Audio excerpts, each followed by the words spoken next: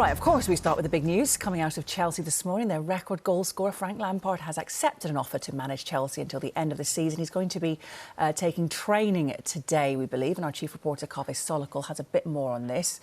He obviously enters Chelsea, very different circumstances to when he took over last time. What is the thinking behind this, then?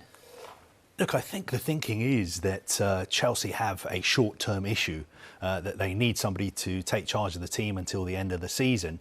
And who better to turn to than Frank Lampard? He is available at the moment. Most Chelsea supporters would tell you that he's the club's greatest ever player. He has managed the team before, and on balance, he did a pretty good job the last time he was the manager. He was there for 18 months. He was working under extremely difficult circumstances. There was a transfer embargo. He had to bring through young players, which he did, giving a chance to players like Reece James, Mason Mount. And he was a little bit unlucky to lose his job. Just 5 or 6 weeks before he was sacked, Chelsea were actually top of the table in December. So he is raring to go. He's not the kind of person who could ever say no to Chelsea.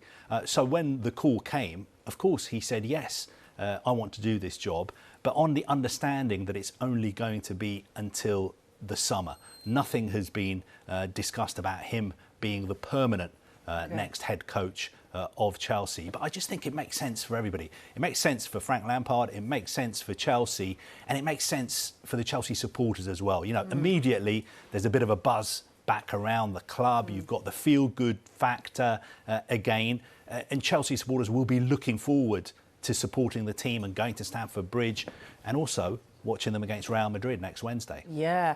I mean, what about this? OK, so tell us about the search for the permanent manager, and what if they beat Real Madrid? What if they win the Champions League? What if they do well at the end of the season? They've got a permanent manager that might have agreed a deal to come in to take over next season, and then Frank's achieved more than they could ever wish for. Look, I think, you know, there are a lot of ifs, but we've seen this happen before.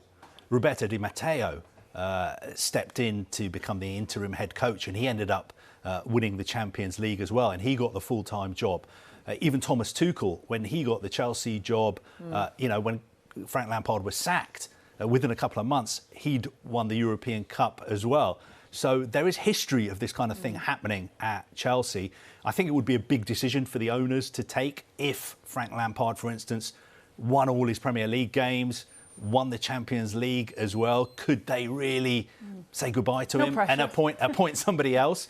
Look, I think the message coming out of Chelsea is loud and clear.